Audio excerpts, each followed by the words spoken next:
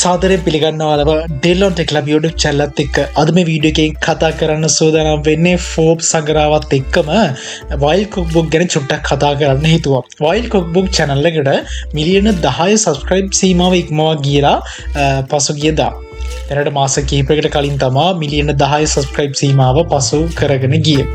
ඉතින් ඒකත් එක්කම Forbes සංග්‍රහව කියලා කියන්නේ වාර්ෂිකව ප්‍රකාශයට පත් කරන විවිධ ශේෂ්ත්‍රවල අවුරුදු 30ට අඩු කැපී පෙනෙන පුද්ගලයන්. ඉතින් අපි එකට කියනවා Forbes 30 under 30 ලයිස්තුව සඳහා අපිට ආඩම්බරයක් විදිහට ශ්‍රී ලංකාවේ Wild Cookbook අධිපති චරිත් සිල්වා අයියට නම ඇතුළත් වෙලා තියෙනවා. ඉතින් චරිත් සිල්ලාගේ නම ඇතුළත් වෙලා තියෙන්නේ The Arts කියන කැටගරි එක ඇතුළේ. ඉතින් විවිධ කැටගරීස් තියෙනවා.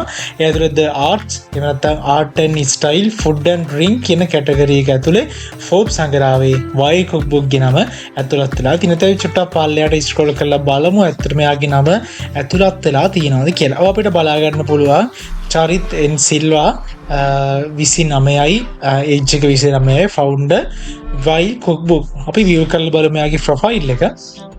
අපිට මෙතනින් කියලා තියෙනවා outdoor settings. Charit and Silla launched the YouTube channel Wild Cookbook in 2020 during the pandemic with over 600 videos. ඒ කියන්නේ මේ විදිහේ videos 600කට අධිකව දාලා තිනවා.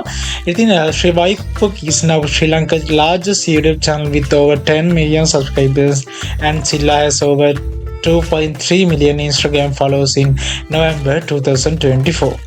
ඒ වගේම ආගේ රෙස්ටොරන්ට් එක ගැනත් මෙතනදී විස්තර කරලා දාලා තියෙනවා. ඉතින් අපිට පුළුවන් මෙතනදී full profiles එක බලා ගන්න පුළුවන් හැකියාව තියෙනවා. ඉතින් ඔයාලට පුළුවන් මෙන්න මේ ලිස්ට් එකට ගිහලා Wild Cookbook ගේ නම බලා ගන්න. ඉතින් ඇත්තටම ගොඩක් සතුටුයි.